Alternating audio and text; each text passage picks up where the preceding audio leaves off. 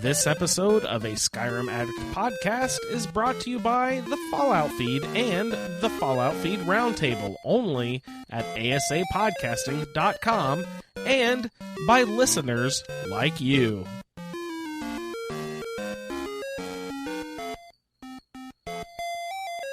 Her alignment was evil. Who's rapping? Overkeen. Dragons? I'm not overkeen. I'll dice them like a knife, slicing right through an aubergine. My dragon shout flow is sweeter than a soda stream. You won't believe your eyes. I'm like an overload of dopamine. A broadsword in one hand and a magic spell in the other. I'm the last of the dragonborn. There's no other, my brother, to run for cover. If you've got scales, then I'm on your tail. And welcome to the 41st edition of a Skyrim Addict podcast roundtable. It is the 6th episode. No, the 12th episode of Season 6. We are the show who compares and contrasts Skyrim experiences through a lively roundtable discussion by playing through the same quest with characters who have been randomly assigned drastically different attributes. Welcome, everyone. Hello, hello. Hey.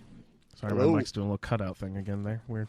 Welcome to the show, everyone. This is the Skyrim Roundtable, brought to you by ASA Podcasting. Thanks, everyone, for joining the show. This week, we're going over our last final batch of quests, and those will be broken up into 2 episodes, so check out those episodes in your iTunes feed or wherever you can find your podcatcher directing you to find the show. So this week we'll be getting into the quest of World Eaters Eyrie, Sovngarde, and Dragon Slayer to close out our season. So this the season finale. Super excited to have everyone here. We'll go down the line. Jeremy, how are you doing this evening, sir? Good. How's everyone doing? Wonderful. Thanks for joining us. It's been a while since we heard your voice on the round table. Welcome back, sir. Thanks for having me. Yes, sir. And Colin, hi. How are you today? I'm good. Our clocks go forward an hour tonight. So that's it's not right. gonna be too good in the morning, and it's also Mother's Day tomorrow. So That's no good. yeah. Luckily, she's good for out you, with but- with my sister all weekend. Oh, so do you not have to take her out to dinner or anything tomorrow? Attaboy. No, I just You no, ditched your that's mother not- for Mother's Day. Very nice. yeah, no, I took her out just tonight, about 2 hours ago. Oh, well, at least you got the responsibility taken care of. Good job, Colin. Wouldn't expect anything less. And Colin's talking to us on a little bit of a new setup this evening. That's adventurous of you, Colin.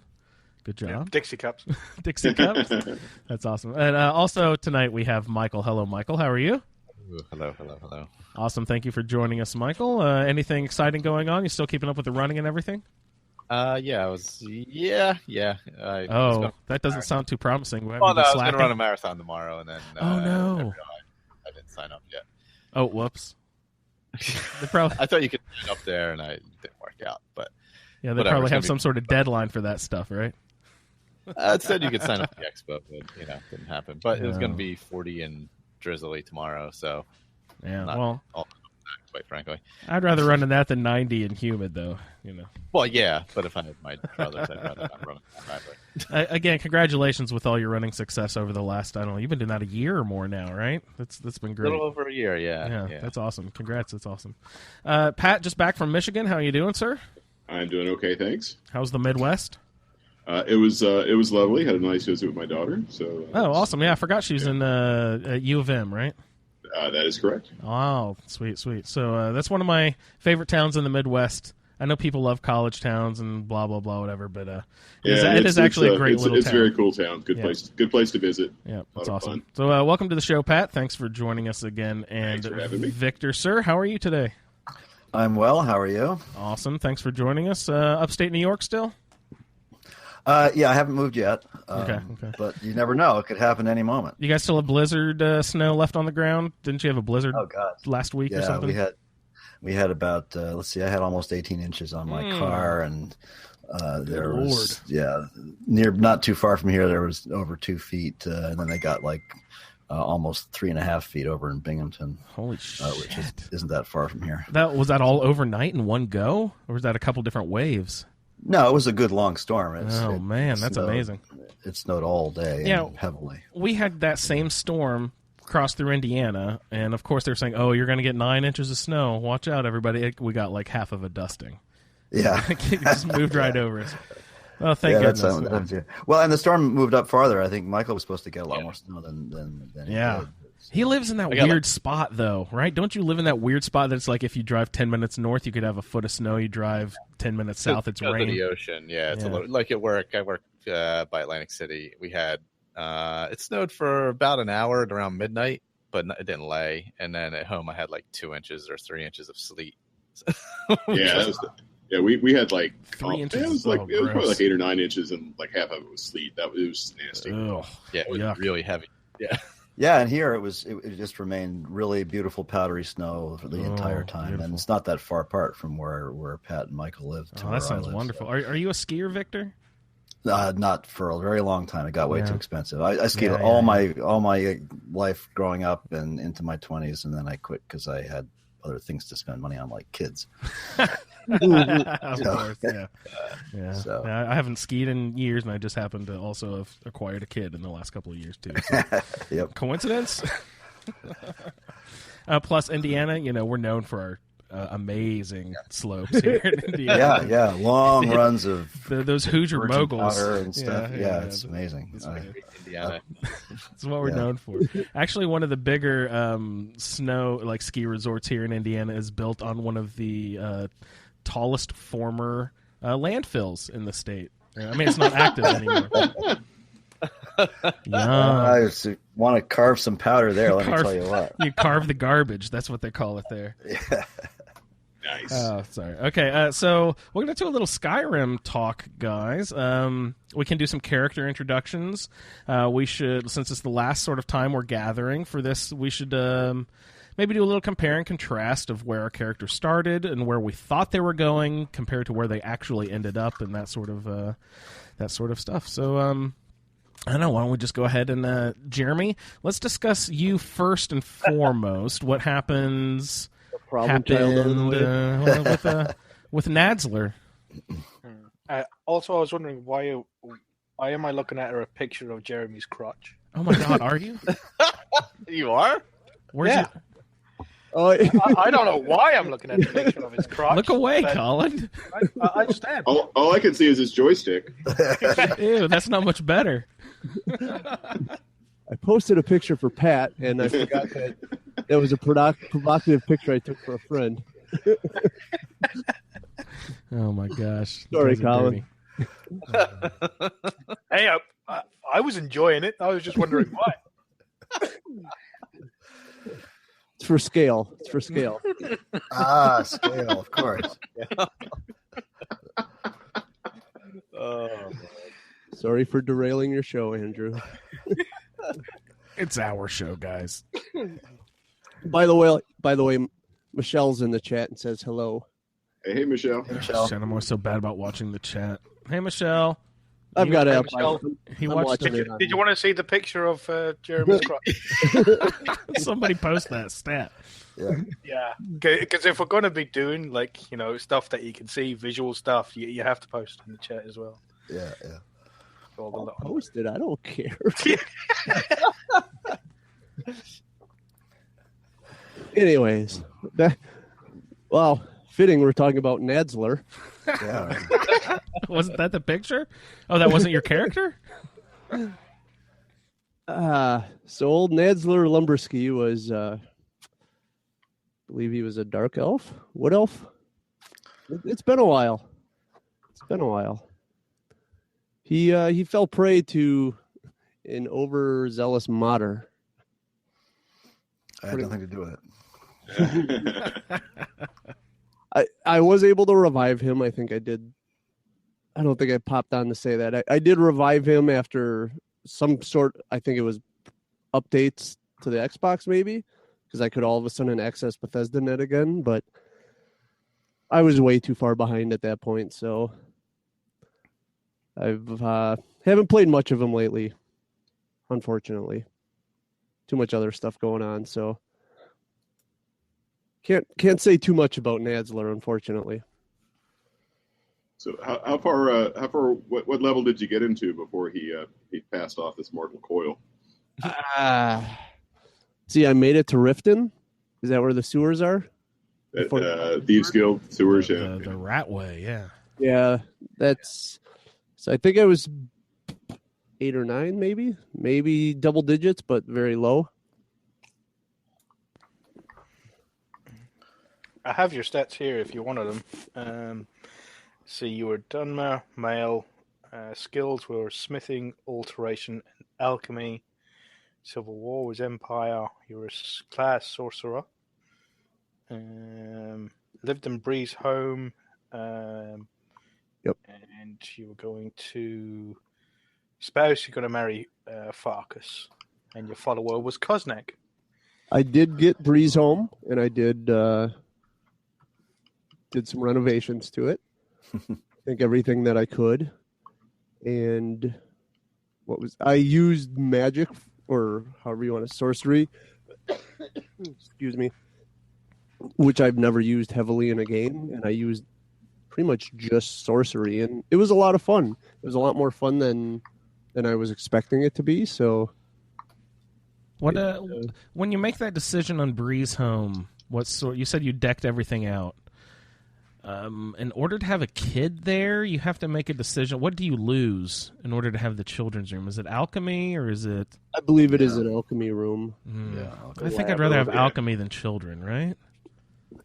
Yeah, I think that's what I went with. Yeah, I had kids there at first, but then when I upgraded that new house, I Get turned out. it into an alchemy station. Yeah. Much rather have the alchemy than the children. The sympathetic person with Pat there. That's great. That's awesome.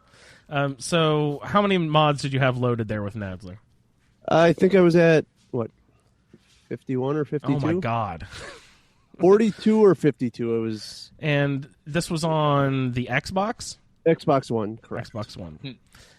Victor cultivates really nice lists and everything, but he, of course, does it and has... probably through some sort of mod manager, and he does meticulous combing of load order notes and all that sort of stuff. Were you? Did you take a page out of Victor's book? I did not. I didn't think so. I paid attention to the author notes on where they recommended it be in the load order, and I did try to move stuff to the bottom when they asked to, but when you've got 10 mods that say put me at the bottom, well, yeah, there's only one bottom. That's because so many mod authors just default to that because it's easier to say that than anything else. They think they're the most important, right? Yeah. So the only one that really needs to be at the bottom is the alternate start mod. But there are some Xbox mods that default themselves to where they belong. Mm-hmm. Like I think the unofficial patch, and there was something that defaults to the bottom that I fought with for 15 minutes until I realized what it was doing.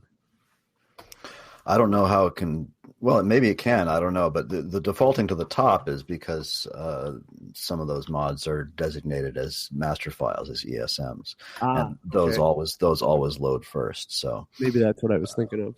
Just the top. Yeah. I'll be talking about that. When, Victor? Oh, we'll talk about that another time. All right. So, Jeremy, Death Becomes Her at what level, you said? Like low teens or something? 12 at most. Yeah. And Death Becomes Her. That was a good film. Yeah, I loved it.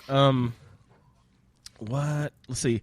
I thought I vaguely remembered talking. You got to the going up the path to meet the Greybeards, is that right? And somewhere around there it crashed for good, right? If I remember. No, I did have a crash there, and it took, I think, a couple days, and it came out of whatever was pulling it down. And then I went over, was able to continue for a while, and then once I got over to Riften is when I started to when I got the catastrophic failure. Yeah. And what does that actually look like? Catastrophic failure on the Xbox. What do you see on your screen? Does it just go black, or what does that look like? Crashes the desktop. Crashes the or desktop. the load screen. Yeah. Do we have a cute 3-letter abbreviation for Xbox, like CTD? But is it like crash to CTL to loads to to menu to M. Come on, Kind Jim. of, I guess you could call it. You could call it desktop by default. I I've think had a people few usually crashes call on it Xbox. CTD. Yeah, I think people just call it CTD. Yeah. We got to have our own thing here. We got to get out of this master race loop. No, So, Andrew, we don't. oh no, you guys don't. You could call it BSOD and really get. Yeah, really. They still happen too. Oof. Oh yeah, as they sure do. So, Jeremy, your character was retired and set to rest many moons ago. Yes, sir. But Nadzler, thank you for joining the round table and exiting with such grace. Colin, could you introduce your character and just maybe do a little compare and contrast where you thought he was going, where he ended up, if just an overview, if you would. Of my female character. Yeah, I don't know which other one. I said, whichever. Sorry, I don't mean to give you the wrong gender assignment there, sir. Yeah, it was horrible. See, my character's name was Legate Clesia Iridia. She's an imperial female. Her assigned attributes were two-handed, pickpocket, and enchanting. Sadly, enchanting stayed around the mid-50s, but the other two, she got to 100 and used them extensively in both enchanting her weapons and armor, as well as her followers' armor and stuff. Her follower was supposed to be Farkas, and he lasted a little while, but not too long, because Khaleesi's spouse was Lydia, and you don't leave the best girl home on a Saturday night, so Lydia was always with Khaleesi wherever she went until she got kidnapped by the Dark Brotherhood. That was when Farkas was supposed to be looking out for her, so that's why he lost his job and a couple of fingers.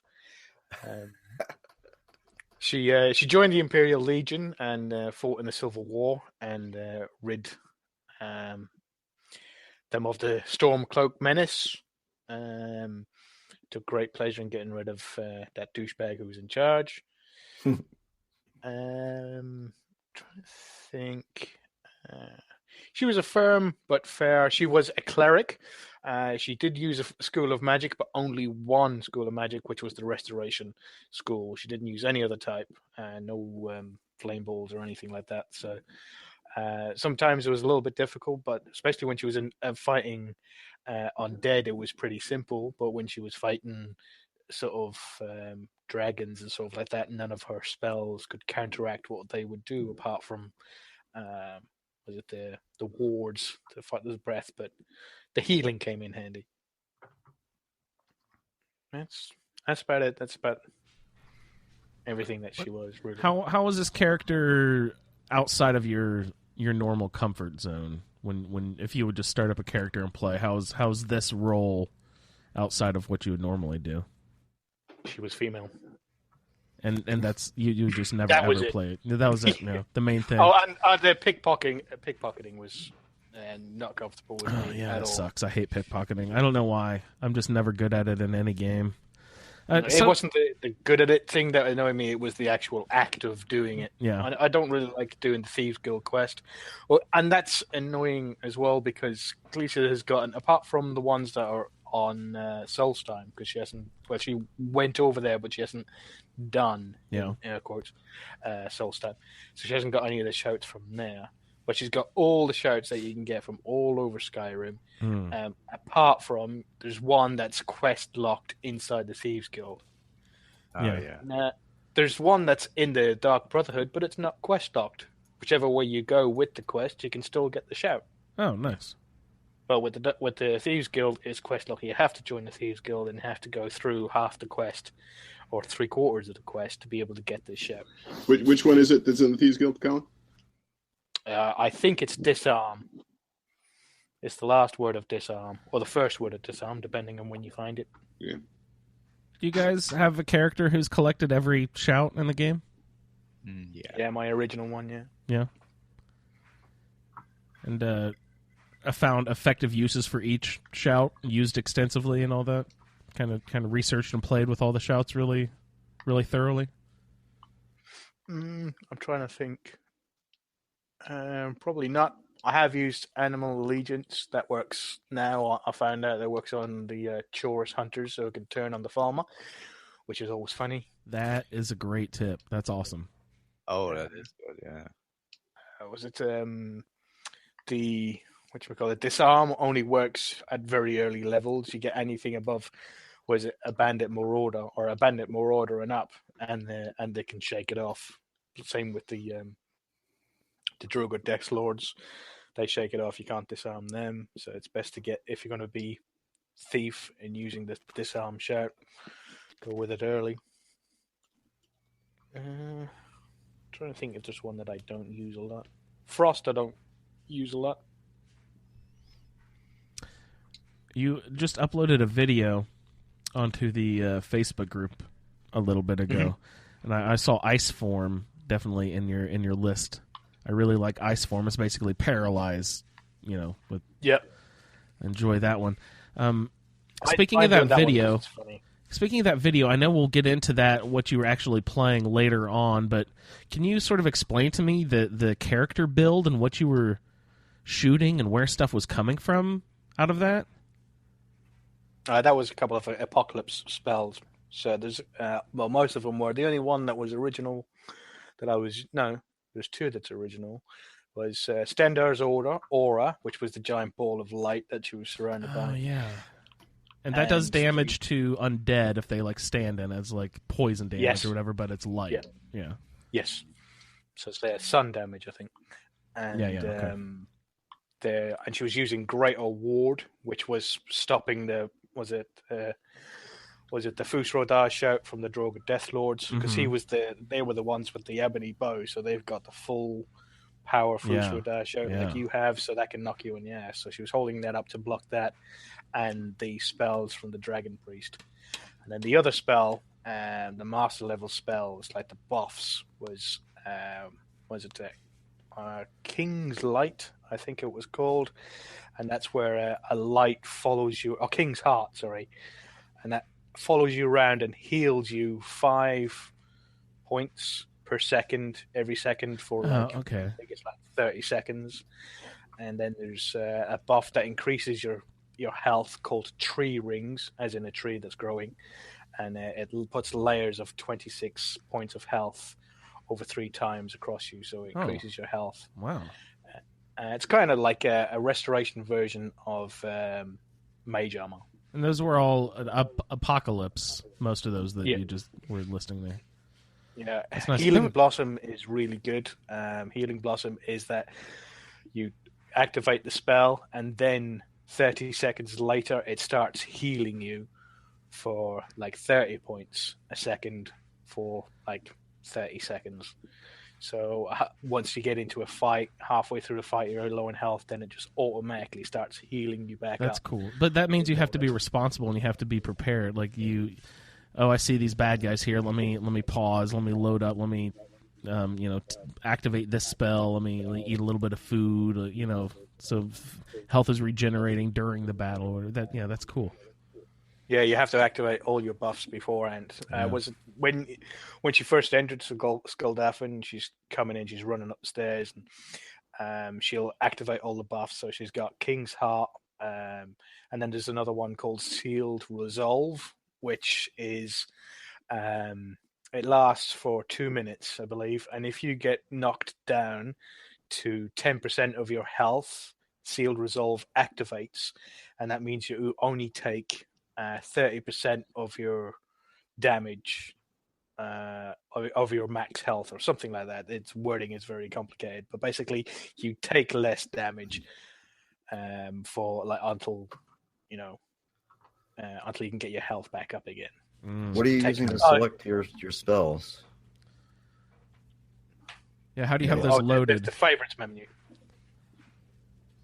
Okay, no extra buttons or hotkeys and stuff like that. No, because I'm on the Xbox. Oh, that's nice. right. I haven't watched the video. Sorry. Beautiful. Yeah, no, Great. I'm on the. Wonderful. One thing I wanted to ask real quick about before you brush over it. Why is playing a woman so problematic? Is it literally just because you are not a woman and you can't Not role problematic. play? Is that the only? It wasn't the problem. It was you asked what was the only difference of that I wouldn't play normally, and that's Okay. why you would usually play. And you would almost always play a male character. Yes. Okay, cool. While I was playing her as a female, I had to play her in third person. I couldn't play in first person. Oh, that's very interesting. Felt weird. Any other thoughts about that? Like why male in first and female in third? Well, when I'm playing a male character, I can put myself in it as I'm that person. Where a female character, you can't do that because, they're saying she and her. And stuff like It's more of a story you're observing instead of one that's happening to you. I see. Exactly, yeah. Okay. Oh, the quick aside. Sorry, I know I'm taking up loads of time. No, you're fine. But I transferred, was it Jonaria Arc Valen over to ESO, and I've been playing absolute crap tons of that. Nice. And was it when I first started up, Jonaria's thing, her character, I was a voice in her head. So again, she was in mostly third person, and I was a voice in her head. So she would be doing all this stuff, and I would be this voice in her head that she can hear that was telling her to go and do stuff. And sometimes she didn't want to do it, and sometimes she did, but most of the time, because this voice in her head was something all powerful and all seeing, and every time she tried to defy the voice in her head, things went wrong. Alduin showing up for one, all this sort of stuff. So, and I just found out that never said it on the show, but Morrowind is coming out, and I think Vivek is going to be in Morrowind, and Vivek was the guy who I said was the voice in her head telling her him, because he was in my idea of the story, it was him that was trying to get her to get back at the Boethia and Mephala and what's the other one? There's the three that are now the divines over Morrowind. It's Boethia, Azura, because he wanted to come back with the other two. I can't remember their names. But anyway, he's going to be in Morrowind, the new expansion for ESO, I believe. Is that out yet? No, June it comes June, out. yeah. Nice. That's awesome that you can. How do you go about transferring a character? You don't literally mean that there's a possible way, although that would be incredible if Xbox would be like, hey, you can export a character straight from Skyrim into ESO. That would be incredible if someone did that. But you just mean you designed a similar looking possible character, also with build statistics as well to your previous build on a different platform. Yeah, so in was it the Skyrim playthrough, she was a vampire, destruction magic, and awesome. sneak. So luckily vampires in ESO get a bonus to sneak. It's easier for them to sneak around, and she in Skyrim she was mostly fire mage. A fire mage doesn't really work well with a vampire, but dark elves, which she is, get fire resistance and have a bonus to that they do more damage with fire. So that was really nice. helpful, and she's pretty tough. The only difference with ESO is that the characters like the dark elves are a lot prettier. Even the orcs are really pretty orcs. Oh yeah, the orcs have the nice, fair, high cheekbones. Mm-hmm. Pretty much. I mean, the tusks are sort of supposed to be they have the jutting out bottom jaw, and the tusks come up over the top. Because the thing is supposed to be a curse on Trinimac, Malakath. I think they're the same person. And that's what caused him to have those tusks come out, but it's supposed to be horrendously awful. And if you have a look at them in ESO, they're really tiny little sort of little fangs that come off. It really is just something like a goth girl, 15-year-old goth girl will go out and buy from one of the little stores and stick them in just to look cool. It really doesn't look like it's supposed to be.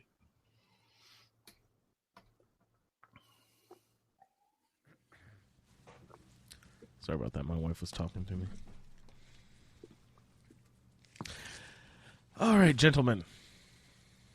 We shall move on down the line. Michael, would you like to tell us a little bit about your character, where you thought they were going and where they actually ended up a little bit? Sure. My character is Maskir. He's a Khajiit, Stormcloak, male. Let's see, what else was it? He was supposed to marry... where's my spouse? Calder. That never happened. I was supposed to have Janessa as a follower. I think I may have used her for a little bit, but I have Talvis as a follower. And I usually hate followers, but he's been rolling around with me in Daedric armor. Kusith was supposed to be my other follower. That's from Dawnguard, right? I think. Yeah, he's like a vampire dog or something. Yeah, something like that. Yeah. And I was supposed to be with the Volokar vampire clan, but I never went to Dawnguard yet with this character, and I think I'm retiring it right after this. So, as far as my skills, I was smithing, alteration, and light armor, all of which I think I got pretty close. Alteration, I got to 85. Light armor, I got to 100. And smithing, I legendaried. And those passive ones are easier to. yeah. Light armor was just like. Yeah, I like those. Yeah, the light armor, sneak, heavy armor. Like I guess sneak isn't quite as passive because you do have to be sneaking and active to use it, but you get points for just plopping down. I love it when there's a guard in a chair. And they don't quite see me, and I just can move 2 feet back and forth, and get sneak credit. It's hilarious. Oh God, cheating! Yeah, I'm good at that. It's supposed to be a warlock, so I did focus a lot on the magic with this character. Used a lot of runes, as we've talked about. Been using double dragonbone swords recently, and flopping between that and runes, and using some shouts and such. My alignment was neutral. I don't think I even got into the Thieves Guild quest on this one. I did a little bit of mages, but I didn't really do the thieves. I didn't really do a lot of stealing or anything or wanton murder other than, bandits, of course, because that doesn't count. Oh, yes, they count. Not really. Bandit lives matter? No. No. Vindra Hall, which I had, of course. I have many of the houses. And Argus, Housecarl, I think he's one of them somewhere. Lucia, I did adopt, or Lucia, however you say it. And she's living in Vindra Hall. I haven't seen her in about 4 years. Been out that way in a while. I'm going to have to go visit everybody. Responsible parenting. Yeah, it's a terrible thing. And my health, magic, and stamina was 3 stamina, 1 magicka, 2 health, and I ended up right now I'm sitting at 319 magicka, 440 health, and 469 stamina. So, but that's with Oh man, he's got it all pulled up, man. I should turn on my Xbox. I could actually. Yeah, I want to. This is going to be my goodbye to the character. So. Oh, nice. I am deleting it after this.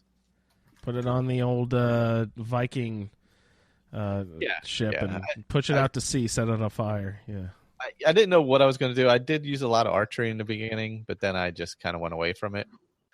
I didn't know how I was going to play the character in the beginning, but I think adding Frostfall and stuff gave me a very different feel, and it forced me back into the actually traveling around and finding places, which I didn't used to. Which I kind of got out of for a while. So I think it helped me re-explore everything and find everything again. A lot of great small quests that I found that I'd forgotten about. Lots of cold water up north to avoid. Yeah, well, there was that. Until I resolved that issue, there was that big problem. there was that issue until I got those boots, and then that wasn't a problem anymore. I still haven't gotten into any of the big. I don't know if you can actually get into them, but like any of the extra like story mods for the Xbox. I'm going to do that now. I didn't want to do that with a Frostfall and all that, so I'm going to do that next. Man, I need to look into see what's available. I don't even. There's quite a few actually. Oh, the Forgotten Cities on there. That's pretty fun. I actually have that one downloaded, and I've never kicked it off. So maybe that's a good place to start. And Inigo has a quest line, right? Am I right about that? A small one, yeah. Small one, right? Yeah. And there's a few others on there that I'm probably gonna pop in. That'll probably be what my next character does. Some of those things. You still play on the Xbox ever? What platform are you doing your roundtable stuff on? Just on the Xbox. Right now, well, I still have my old PC character, but I haven't opened up that one in a while. Does your son still play Skyrim ever? Once in a while. Yeah. He gets mostly into other stuff, but yeah. Too much YouTube to get into real games. Yeah, it's all about YouTube. It's the only thing that exists in the world. How is this character different than your like normal, usual playthrough if you're just going to build a character and play? I would definitely not use as much magic. I do use light armor, so there is that. Yeah, you why? Just because the benefits of speed and stealth? Yeah, because you're usually a sneak sneaky archer. Yeah, but normally I wouldn't go all the way up and use dragon scale either because, it's just if you're sneaking, you really don't need it. Dragon that much scale. anyway. That's the is that the alteration master level? No. The armor. Your armor. That's what you mean. Actual okay. armor. Actual armor. And you Become said ethereal. I've learned to appreciate thanks to everyone. Oh God, yeah. I've been using it a ton. Regularly. That's great. I can't believe it's something I never really used. That was dumb of me. Yeah, it has become essential. You'll hear later when we get into quests about how being a healer is awesome until they strip away your war party, and then you're like, what the fuck do I do now? Yeah, I have a feeling. Yeah, so become ethereal. I was scrolling through all the shouts, like, oh my God, I can't find anything useful. I'm so weak in every aspect except for restoration. I was like, oh wait, here we go. Become ethereal and run. Yeah, that works. It's good stuff. Good stuff. Yeah, so that's awesome that you started incorporating a new shout into it. That's a good way to differentiate. Well, since I was a warlock, I decided to use more shouts this time as well. Oh, can you explain to me what a warlock means in the greater fantasy world? What that actually means? I would be the wrong person to answer that. I assumed you use magic. It's it could be like sometimes in some settings, warlock is maybe thought of as maybe inherently evil, but I think that's maybe a minority thing. It's more of a wizard whose focus is on like a battle mage kind of thing. A wizard who focuses on powerful magic as opposed to subtler magic. The magic sort of just out there. I think battle mage would be the thing I would think of it closest to. Yeah, that's basically how I took it. Is there a pop culture warlock that you could point to as Harry Dresden from the Dresden Files? Oh yeah, that's a good one. I think in D&D they say that a warlock gains his power, like his use of magic, by making a bargain with a sort of like it maybe a not so good entity. Oh. Like in the D&D world. I don't know if that's D&D's had so many that wasn't true in the earlier versions. It may very well be true in later versions. Yeah, I think it's in the 5e. I think that's the way I've seen it on was a Critical Role, and it seems to be what the warlock is based on. Is that clerics obviously have a deal with their god, with their deity, and I think warlocks get their spells or powers through making bargains with powerful creatures, and it can be any powerful creature. It doesn't have to be anything like that. Sorcerers have like an innate ability through like a bloodline, like the royal bloodline or something like that, and wizards have to study books and learn them. That's how they get their spells. They have to learn them from books and so do studying to get them. That was wizards that have to use books, you said? Yeah, wizards have to use books. Sorcerers have like a bloodline, like the royalty or something. Then you have druids, which comes from nature magic, and I'm sure warlocks make a bargain with an evil entity to get the. I had no idea about any of those. I thought that meant a person who uses magic.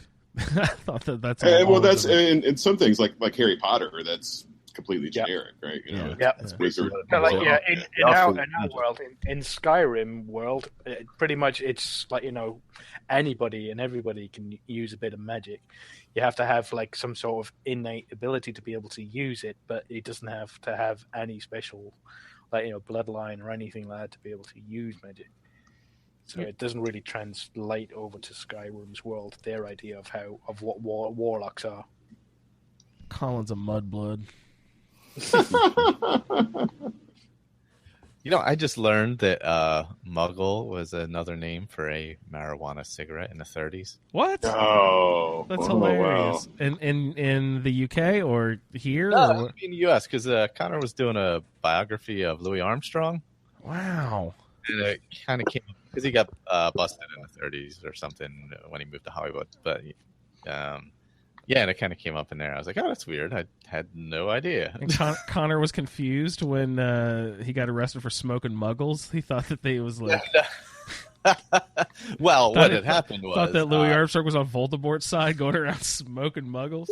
We had to switch our research to online because he forgot to bring home the biography 2 straight days. Oh, that's problematic.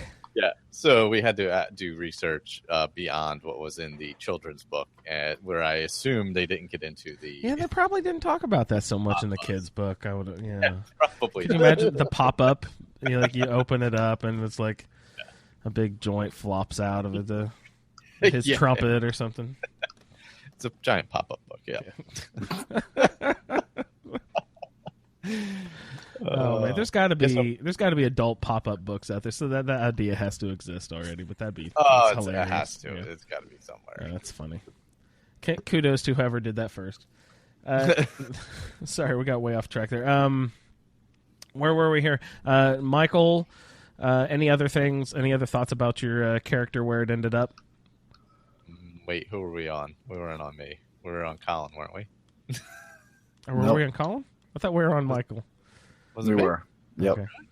Wait, weren't we talking about something else? We're still.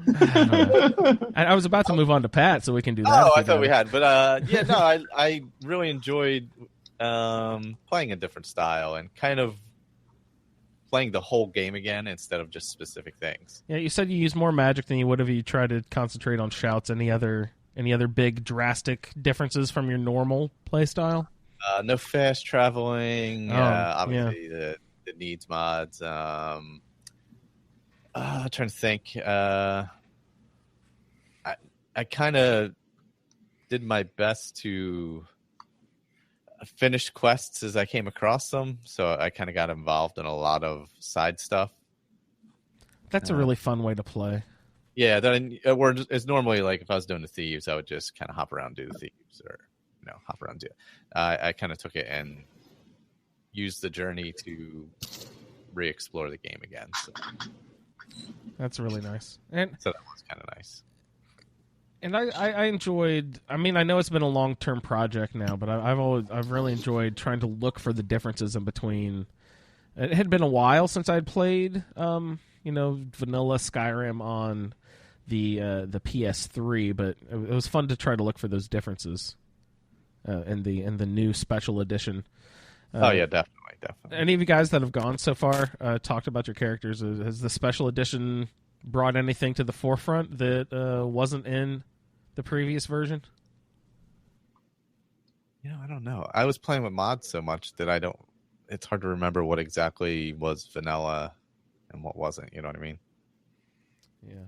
And my games were never really heavily modded anyway, but enough where I wouldn't necessarily notice. I remember Colin said something about someone dropping glitter because the snow is really shiny now. Yeah. Colin, were there any other observations now that you've played through the entire story that have stood out in between the original vanilla version and the new special edition? No, not that I can recall. I did notice something, but we can get onto that later, right? Because it's actually in the quest. But it's something that I remembered somebody else saying earlier on, and I found it weird. But no, I didn't know any. I noticed any other things like from difference between what we call it, OG Skyrim and SSE. OG. Nice. I thought this is stuff we've all brought up in past shows and stuff, but the water looked better. I thought it sort of retextured and looked a little smoother. Oh, yeah, or the flow direction. I think Victor commented that they actually altered the direction because it looked like it flowed sideways at some points or something. I don't remember exactly what the thing was there, but no, it's the general just sort of shine over everything. Everything looks a little more yellow, if that makes sense too. The sunsetty and sort of like with a rosy hue. Mm-hmm. Everything's sort of more golden. There's more mists and the god rays. I remember them making a big deal about the god rays and the sort of like the commercials and the trailers before it came out and all that. I wonder if I went back to the old version, what sort of drastic differences. That'd be the real way to notice, is to go back and play the old one. Yeah. I should do that and take some notes and see what the real differences are. Break it out on the 360 again. Oh boy, could you imagine the load screens? Oh, I think they're beefy on the Xbox One now. If I pulled out the 360, I'd go back to those like 5-10 minute load screens. Sometimes you're trying to get into your Hearthfire house and you're like, I don't know, has it crashed? It's we're about minute 4. Do I just go ahead and reset it and retry? Do I wait it out? All right, let's go do some laundry. Maybe it'll be back by the time I fold some jeans. Let's see. Oh, that's so yeah. Xbox has been glorious for that that improvement, definitely. So, Alyssa, Pat, this has been your first experience with the Skyrim Roundtable, and was this actually your first Skyrim character altogether? Yep. Had never opened the game before SSE came So out. we can't really do a comparison to what you normally do in Skyrim, but we could do a sort of what you think you would do. Or I'm sure you've developed a subsequent character since. When you're just going to play the game, Pat, Skyrim style, what do you think you would do? So somebody's got the YouTube on in the background. I think okay. I don't know, because I actually started a second character, but I wound up going back to so maybe just for this character, I played, and I've talked about this before, so I won't dwell on it, but I played like up to like level 40 or so, pretty RP, as much RP as possible, keeping it pretty true to the character concept. And then, around level 40, 45, I said, you know what? I knew there were things like the legendary dragon achievement and doing the Ebony Warrior that you had to be very, very high level to get those things to happen. So I said, oh, screw it. I'm just going to power through. And so then at that point with the character, I started doing just literally all the quests. I did every quest line, companions, Dark Brotherhood, blah, blah, blah. Did a bunch of level grinding, with legendary like half a dozen times just to get up to level 80, because I knew I wanted to do that stuff. So at that point, I kind of abandoned sort of the RP. And I know several of you guys have talked about how you typically only get to maybe level 30 or so, and then you sort of get bored with the character and want to do something different. And I think that was kind of the same thing. I was effectively like, yeah, I've done all the RP stuff, but because I've got all these achievements and other crap I want to do, I'm just going to keep powering through with this character. So that's something I would not envision, going to level 80 again, with multiple characters. I don't think there'd be a lot of point to it. This character was, I was originally thinking, because I had a warlock too for my character, concept, character class, whatever. So I was originally thinking about, that I would be fairly magic usury, but I also had sneak and archery as my other two, and so I wound up being a lot more sneaky archer focused than probably I'd originally intended to, just because it was, we've talked about it many times. It's obviously a really easy way to settle into the game because it's such a natural play style. So that'd be the other thing I would want to do something more drastically. Heavy armor, sword and board, or two-handed or something. Just completely different. Just to really try a fully different thing. Several of you guys have talked about a restoration school. I've hardly used restoration at all. So that would be basically sort of like a cleric build potentially, like heavy armor, mace, restoration. That'd be kind of a classic D&D cleric, cleric playthrough. So that's the kind of thing I'm thinking about, for a next character. But I really had a good time with this thing. Obviously, all the different stuff I did was a lot of fun.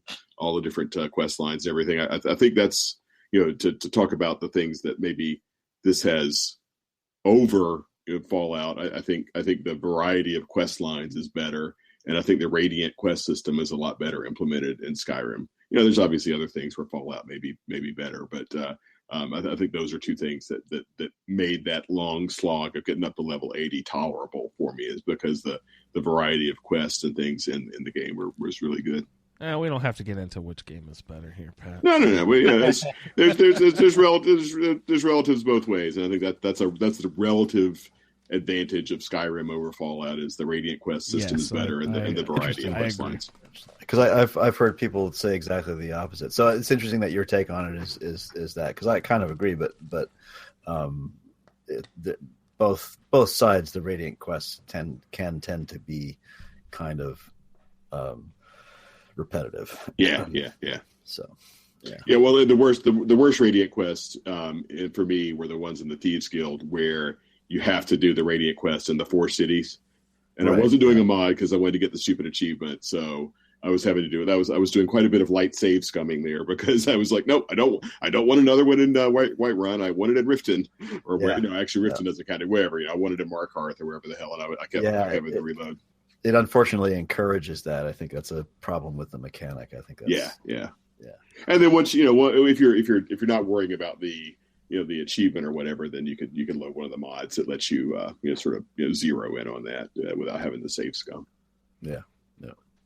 So Andrew, I don't know if I answered your question, but it was definitely a very enjoyable game, very well implemented. Obviously, the SSE quality is very nice. I actually am having trouble running SSE on a high quality setting on my laptop, which is weird because it will play Fallout 4 on Ultra with no problem. So I mentioned. So I mean, it's DX11 for Fallout and DX9 for Skyrim. Yes, and I am on Windows 10, so I know. Although Skyrim SE, I'm sorry, that's DX11 too. What am I saying? Yes, I know Windows 10 messed up some games or whatever. So I did all the sort of easy stuff. Made sure all my drivers were updated, the game was fully updated, Steam was updated, all that stuff, and it still wouldn't. It will run, but it gives just horrible graphics quality. So I'm actually thinking, to your point, Andrew, about LE. I'm actually thinking I might fire up LE on my laptop and see if it'll play that without some of the weird graphical glitches. So that's actually something I may for my next Skyrim character. I may actually take it over to the laptop and pull it up in LE and see what happens. Nice. You said you barely used restoration at all, and a few other things. What other schools did you avoid altogether? So I did not use restoration, but I did a lot more just healing potions, and I didn't get into any of the other sort of alternate perks of restoration. So I mostly heal myself just with potions.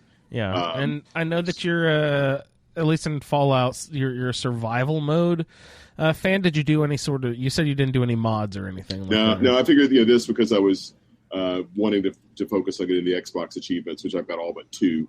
I've been distracted back into Fallout, so I haven't picked up those last 2. But I'm going to wait until I get the Xbox achievements before I start doing significant mods. So in terms of magic schools, destruction was my chosen magic school, and that thing is so hard to get to 100.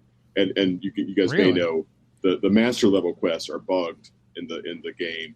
You can't get the master spells until you get to 100, even though it's supposed to be 90. Oh, that's so so that's a real pain in the ass about destruction.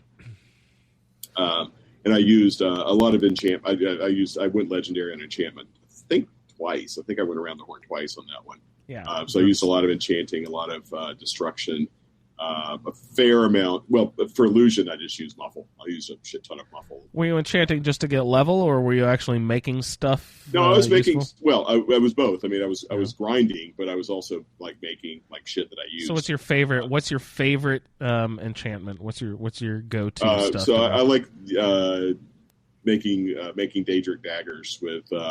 So like I put like 4 different. I use double Daedric daggers for melee. So I'll put like shock and fire on one, and chaos and soul trap on the other one, or something like that. So I've got 4 different enchantments on the double Daedric daggers. And those, let's see, this would be probably what, 2 or 3 ebony ingots and a Daedric heart. Yeah, Daedra heart and Daedra heart. yes, I mean, and some leather, so you Leather. can't do it with for the the vegan handles character or because you whatever, got to have leather for the handles. Would a Daedra heart make you not vegan? Do Daedra count as I don't know. That's a good question. Yeah. But there's leather, so right there, you're yeah, the leather excludes it anyway. Yeah. So what I don't understand is that Daedra don't die. They just get, when you kill them, they just go back to oblivion.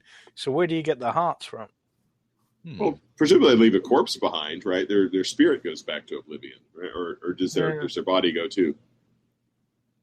Well, I know. Well, yeah, because if you get thralls, like the flame thrall, that body remains behind, doesn't it? Yeah, So you get the you're fire right. salts or whatever, right? Yeah. So maybe you're right. The spirit goes back. So yeah, just like the normal Dremora, they probably, you kill them, their spirit goes back, leaving the body be. They die, and then they just fade away. So anyway, that was the other thing I did is I went up getting all the houses. Just by the time you're level 80, you have just a ridiculous amount. You have more money than you know what to do with. So I got all the houses and all the upgrades and moved the kids around a few times. So you did legendary a bunch to help yourself get to. Were there skills that you did not get to level 100 on? Well, I mean, lots that I didn't, but of my chosen skills that I focused on, so sneak, destruction, archery. So sneak and archery, I went legendary, I think twice each. Enchantment, I think, and alchemy, I think legendary once or twice each. Destruction, I did not go legendary on because it was so hard. It's such a pain in the ass to get there. And I think I might have gone legendary on speech. Yeah, speech, because I love the merchants buy anything perk on speech. That to me is a real quality of life perk. Because you're walking around Skyrim and you have that perk, then you can sell any freaking thing to any freaking merchant, and it's so nice. So that was a perk I went legendary, but I worked hard to get back to that one. And so there's lots like two-handed, heavy armor, shield, shield or block. What I guess it's is it block or is it shield? What's the skill? Block. Yeah. So those I just didn't use those at all.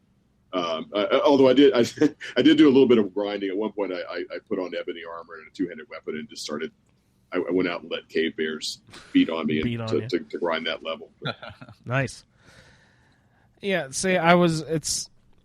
At the risk of having rotten vegetables pummel me again, I'll bring up that I've never gone legendary in anything. So the one time that I actually made it to the Ebony Warrior stuff was because I got each category to 100. Now, was that before the level cap was pulled? It was. Because it used to be you had to get everything to 100, right, to get to 81. Yeah. In the old days. Yeah, and I think that was before.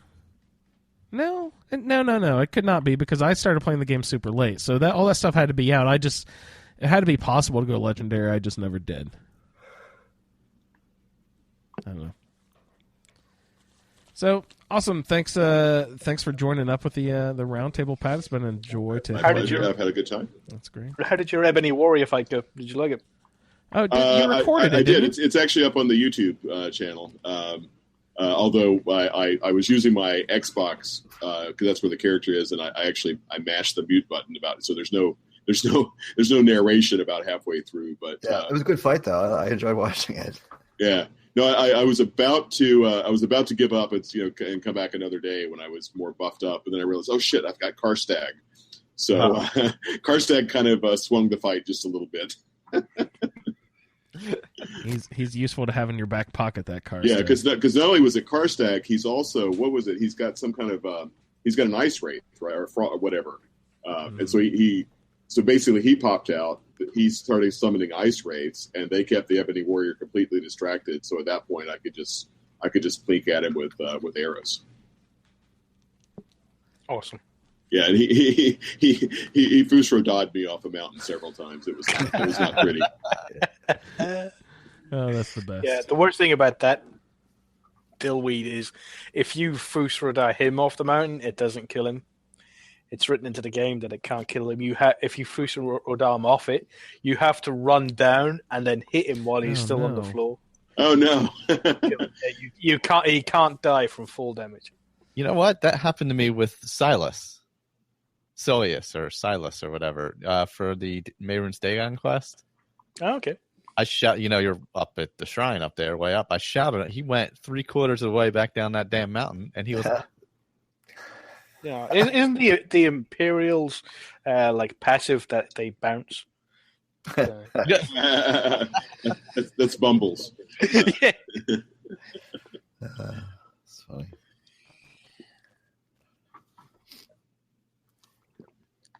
And is that on the ASA Twitch feed, or is that on your Twitch feed? It is on the ASA YouTube.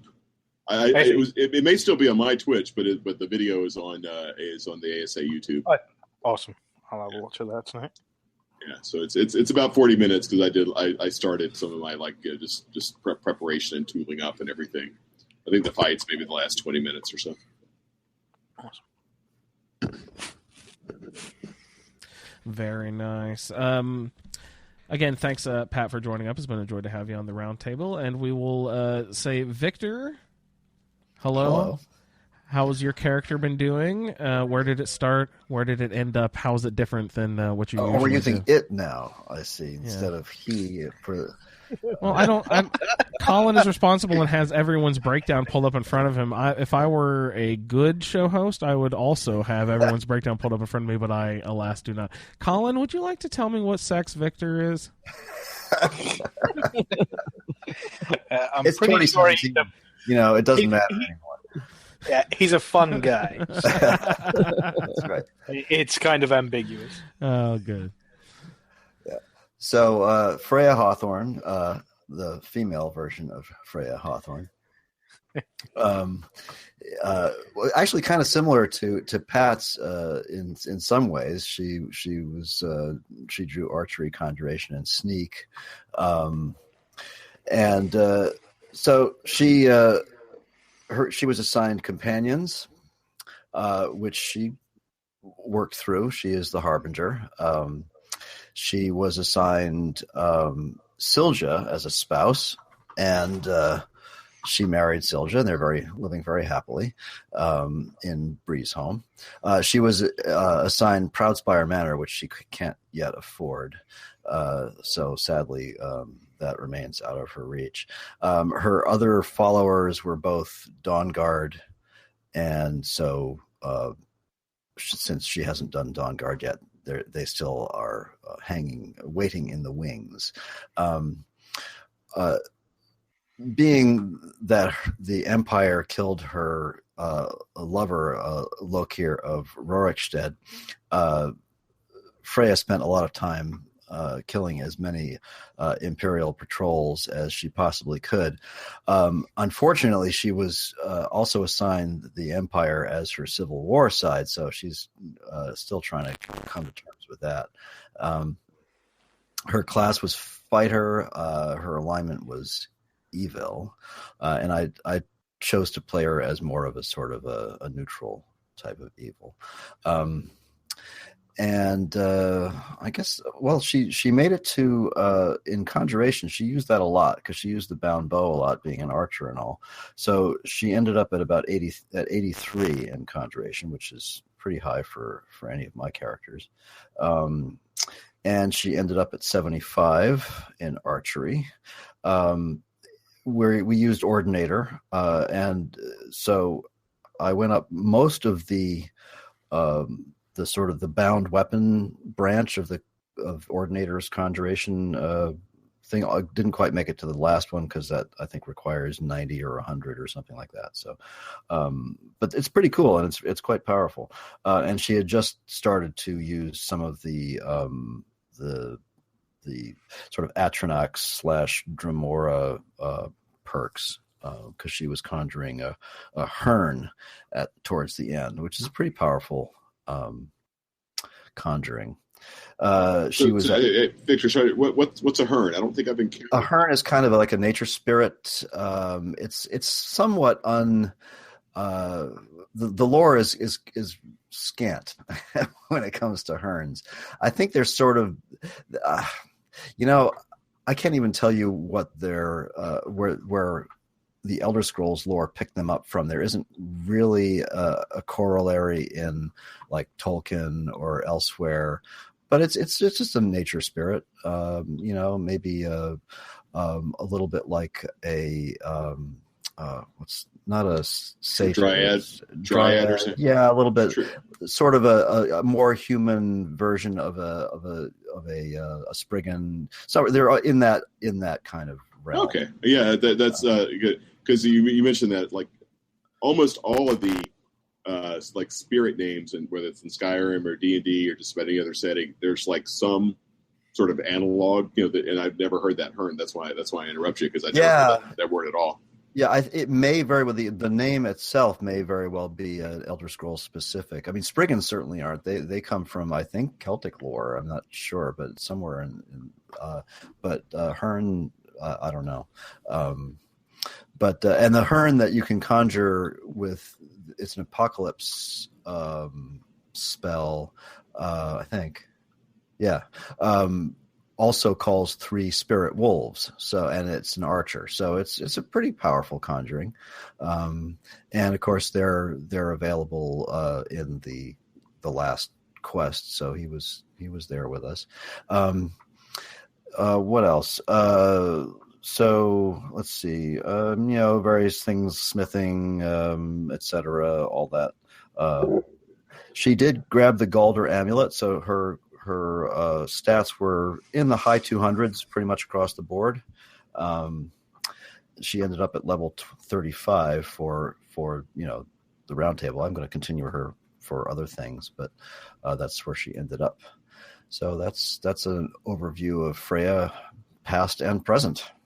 So that amulet is what, 30? Yeah. Mm-hmm. Yep. Yeah. It's a nice amulet. I mean, it's good sort of mid-game. I don't think it's really worth anything later in the game, but I stumbled on that quest, which is a good quest. It's nice and complicated. It's a fun quest. Yeah. Yeah, it is. I had a really good time with that, and I stumbled onto it early enough where that 30-30-30 was actually really helpful. Yeah. But then later on, you can whether you're making better stuff yourself or whatever, it's much easier. Yeah. Yep. And she had, of course, she started the Mages Guild for various things. I think that's where she's going to head next if I play her a whole lot more. I'm certainly not going to delete her or anything, so she'll stay on the Xbox. And as far as my impressions of SE, to be honest, they're not all that great. I mean, it's okay. It looks decent. I think Andrew, you mentioned the yellow tint. I think they tried a little too hard to bring that sort of photographer's golden light into, and it's just too yellow. In fact, there's even mods to take the yellow back out of it. So they did a lot of little, things, chicanery like that with the yellow light and a little extra, environmental fog and the god rays and the engine is better. So at least on PC, it has the HBAO ambient occlusion and stuff. So that looks pretty smoking, but overall it's kind of a mess. When I look at my really highly modded old rim, as some people are starting to call it now. Old rim.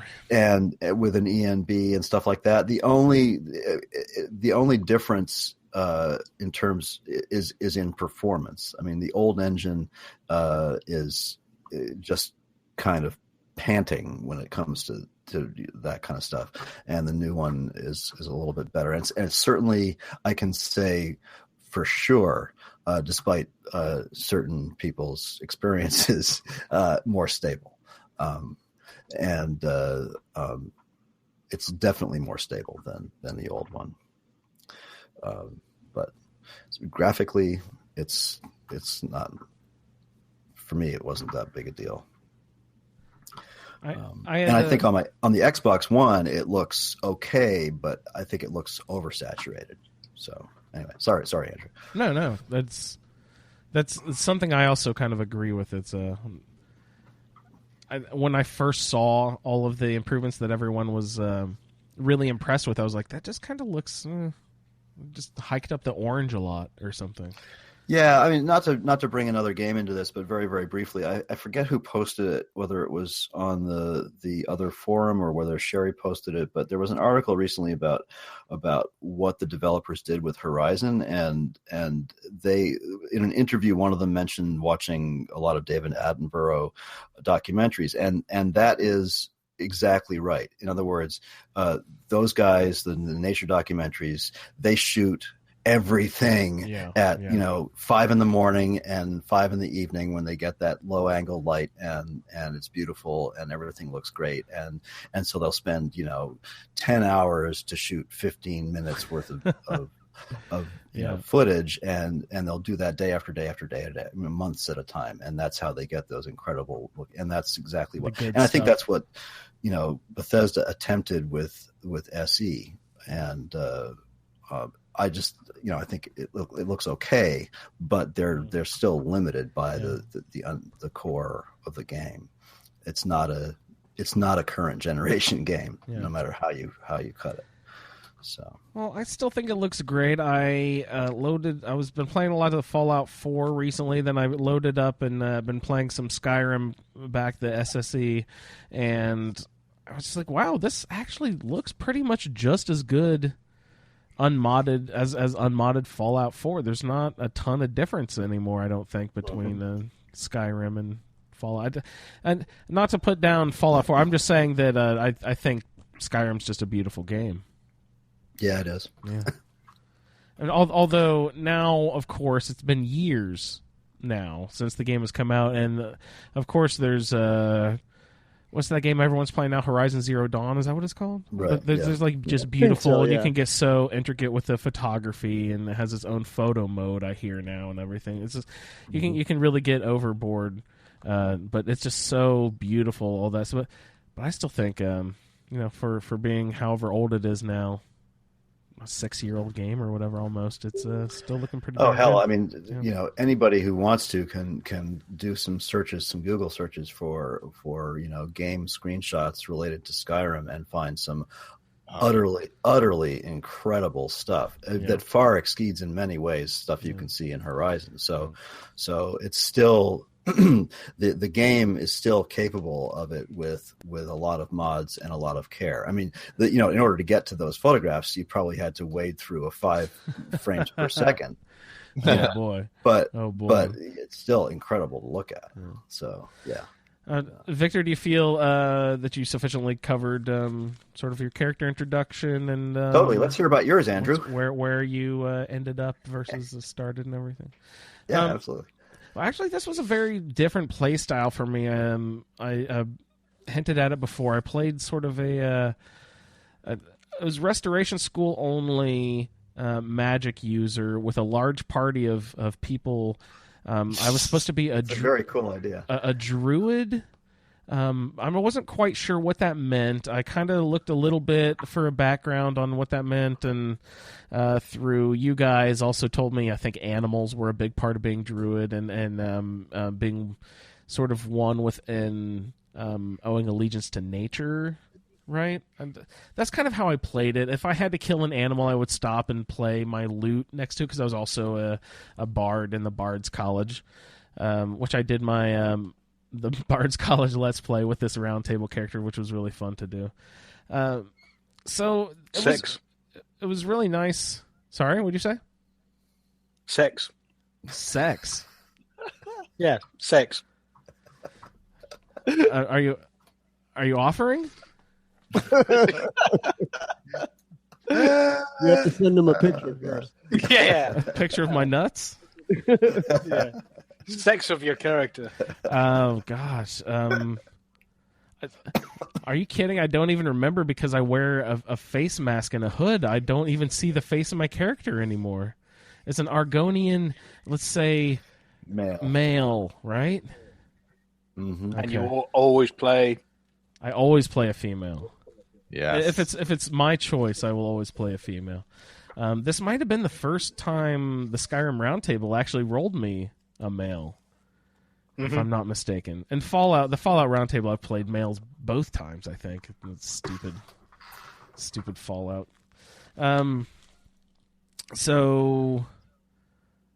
But No, in Fallout you were female.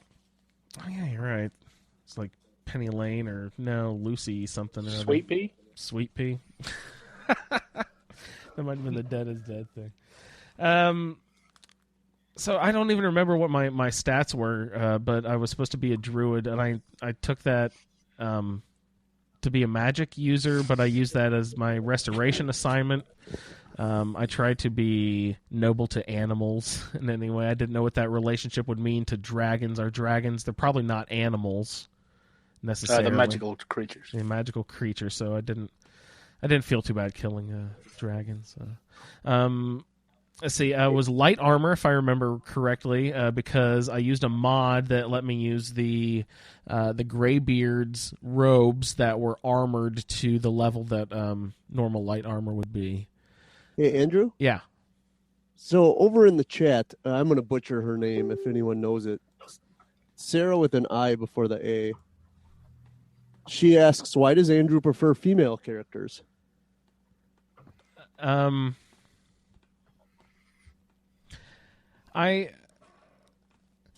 don't know if we have ever gotten a good explanation out of me for this. Wait. Oh, it's pronounced like Sarah. Thank you, Sarah. I always play third person. Do you guys think that has anything to do with it? Could be. Maybe it's more immersive for you because it's not you.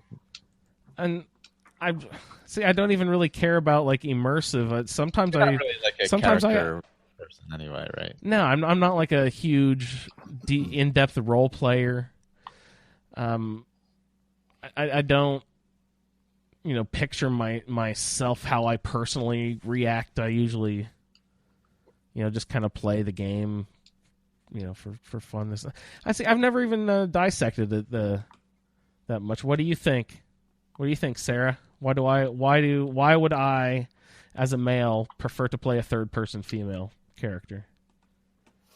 Victor had a chuckle. What are you thinking, Victor?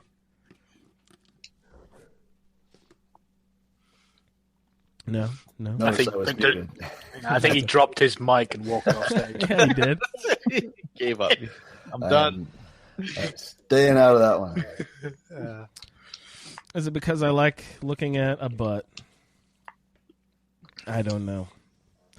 Tori, do you get jealous of me looking at female characters in third person in video games? What's that? And she said no, not at all. Is it that you think that women are better than men and they do more work and they're more badass than guys, so you should always go with a female because they're more badass? Could be that. I don't even know if I Is put your that much thought mission into a badass? If they're the hero of the game, they're always almost always a badass. I haven't really dissected it why, but I do it in Fallout as well, Sarah. I always choose a female character in Fallout. I don't know why I do that, but if given the choice, I will always Pick a female character. I've started to do that also though in the last few games where I've had the choice. Yeah. Well, if you ask Dennis from the Fallout feed, he will tell you on previous Fallout games there are exponentially more male opponents than female characters, and therefore it makes sense to be a female character so that you can take the perk Black Widow that allows you to do more damage to members of the opposite sex. So there's a point to him doing it, but I wouldn't put that much thought into it. I don't know. I think that's true in 3 only. I don't. Not think New Vegas. Yeah, I think in 4 it's pretty balanced, and in New Vegas. You can actually New Vegas. You can actually take both. So for my New Vegas playthrough, I have the whatever the lady killer perk, but I also have the confirmed bachelor perk. So my character has it's not gender specific the way they did the New Vegas version. Yeah, in New Vegas, if you're a female character, it's called Cherche la Femme. And it's the same thing. Females on female, it's more easier to persuade, and you do more damage against. Not easier to persuade. You get more dialogue options. Special dialogue options. Yeah. So once again, yet another reason why New Vegas is fucking awesome. Yeah, it's the best Fallout. Yes. Let's see. In the group chat here, Michelle says, "I prefer to play a female character in first person." He says, because it forces me to try to tell and think as a woman, which I like. It tries to make me feel and think as a woman, which I like. Sarah says, "I'm not a psychologist." Well said. And then it says weeks and weeks of therapy in Andrew's speech. And then she also continues, "It helps me to understand the female psyche better." In a future show, we have his mom on, and cry and suckle on something. I dressed him in girls' clothes until he was 10. Oh, goodness. So we actually have a bunch of quests, the actual conclusion of the main story of the game that we got to get into. Was there any other pressing issues that I needed to get into with my character introduction? It was light armor, smithing, which actually worked really well with the light armor. Oh, the vampire gloves. I remember I used the vampire gloves because they had the cool metal tips on the fingers. I don't know if that actually would give you any bonus damage if you try to do unarmed attack with them, but they look really neat. I like those vampire gloves, but so it was light armor, smithing, and restoration magic, and I basically just found as many what would you call them, sort of temporary quest followers or quest-based followers, if you could call them that, as I possibly could. There's Thonir from Morthal, I don't remember what the quest is called, but the vampires that are near Morthal, you have to clear them out. If you go there and you take Thonir away, he'll just follow you forever. Also, of course, the classic Brother Verilus there from the Ring of Namira quest, and Barbas was with us, and just everyone. I had Serana with us. My natural follower that I was assigned was Ogul. So I just basically sat back and used Heal Other, and through the, what's it called, Victor? Apocalypse, I think. The Apocalypse stuff I had, the Heal Other would actually do damage to enemies up to a certain level, I found out. But... So I would use that. I would heal other. I would heal my guys, or if I missed my guys, I would hit the bad guys and do damage to them. So that was a really great way to play, and I'd never played like that before. But as we get into the quest next episode, you will hear why the Skyrim is probably not built for you to be a healer only. So we'll get into that adventures on the next episode. Does anybody have any other last tidbits they'd like to cover before we sign off for the evening? You do know Thonir has a son, right? Who is just that? Lost his mother. Thonir, your follower, he has a son. What is that story? I don't care. I just bring him along. He's my servant. I mean, he's just lost his mother. His mother has just died.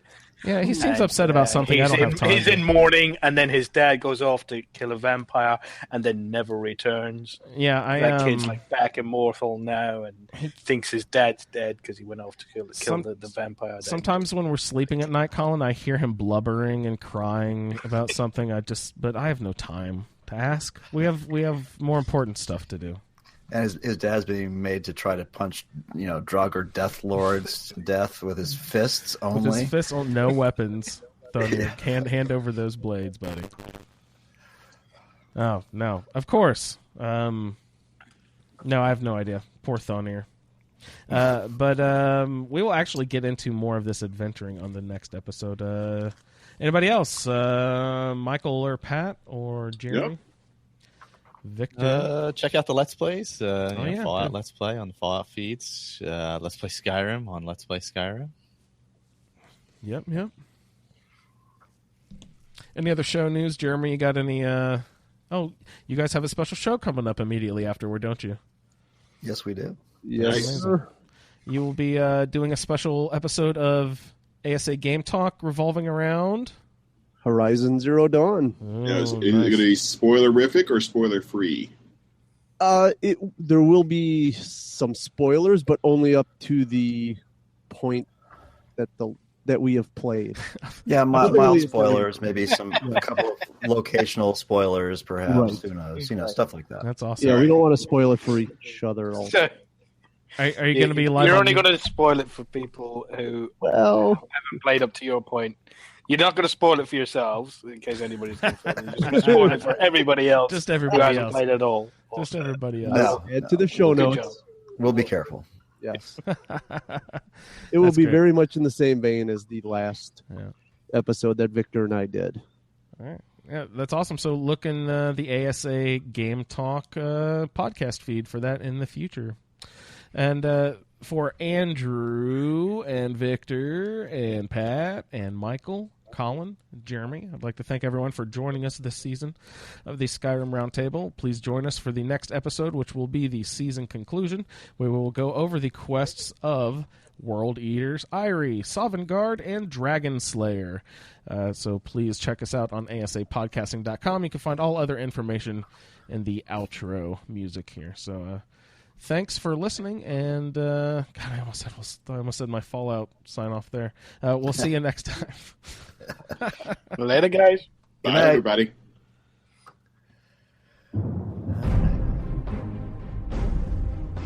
Who's rapping? Dovahkiin. Dragons? I'm not overkeen. I'll dice them like a knife, slicing right through an Thank you for downloading this episode of a Skyrim Addict podcast roundtable.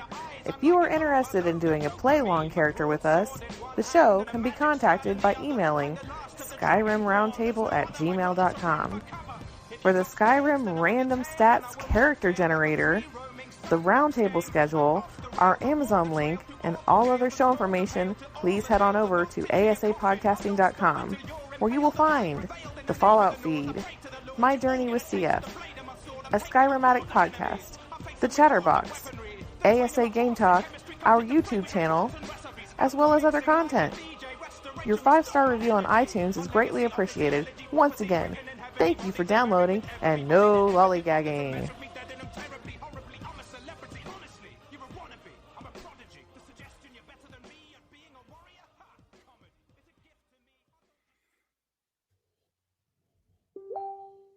Are you an ASA completionist?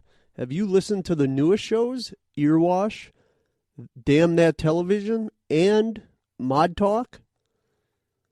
If you haven't, head on over to asapodcasting.com. Check out our full list of shows, including our flagship, A Skyrim Addict, the Fallout feed, Earwash, My Journey with Cystic Fibrosis, Game Talk, Damn That Television, Chatterbox, and very soon Mod Talk. asapodcasting.com.